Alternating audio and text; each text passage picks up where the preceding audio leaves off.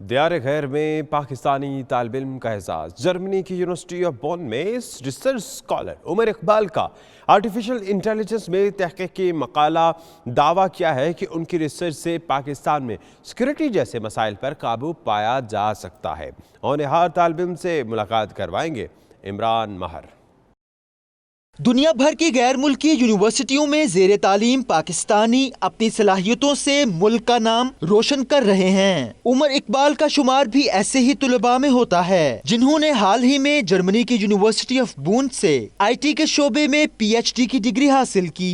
उमर इकबाल ने computer sciences की जदीद फील्ड आर्टिफिशियल इंटेलिजेंस में अपना तहकीकी मुकाला लिखा है। उनका दावा है कि उनकी रिसर्च पर अमल करके पाकिस्तान में सिक्योरिटी जैसे मसाइल पर काबू पाया जा सकता है। 4 साल से यहाँ यूनिवर्सिटी ऑफ बॉन में PhD कर रहा हूँ और मेरी PhD का टॉपिक था ह्यूमन पोज एस्टिमेशन, जो कि जिसमें हम लोग करते हैं जिस हम एज ए ह्यूमन हम लोग एक दूसरे की बॉडी लैंग्वेज को बगैर मुंह से कुछ बोले समझ सकते हैं। यानी हम लोग बहुत सारे जेस्चर्स करते हैं और यानी हमारी एक पूरी लैंग्वेज है जो कि सिर्फ हम लोग अपनी बॉडी से बोलते हैं।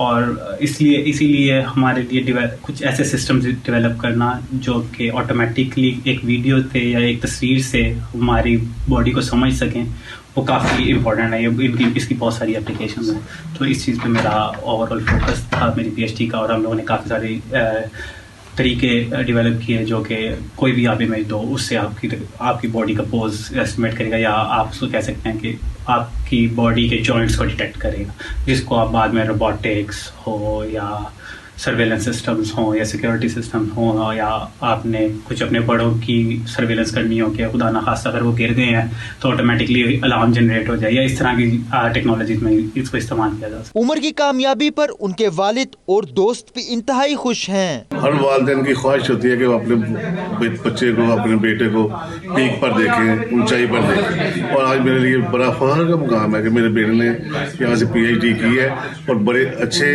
नंबरों से की है, अच्छे मार्क से की है, तो मैं इस बात बड़ा खुश हूँ। It was mass graduation and we were really looking forward to that because I mean he's a great researcher. He pushed really the field of post estimation a lot forward with like his post-rec challenge which he like initiated and which really like brought the fields like a leap forward. So yeah, I was really looking forward to this event. It was really a highlight. He gave a really nice talk and it was nice to see like all his works over the last 4 years summarized finally today.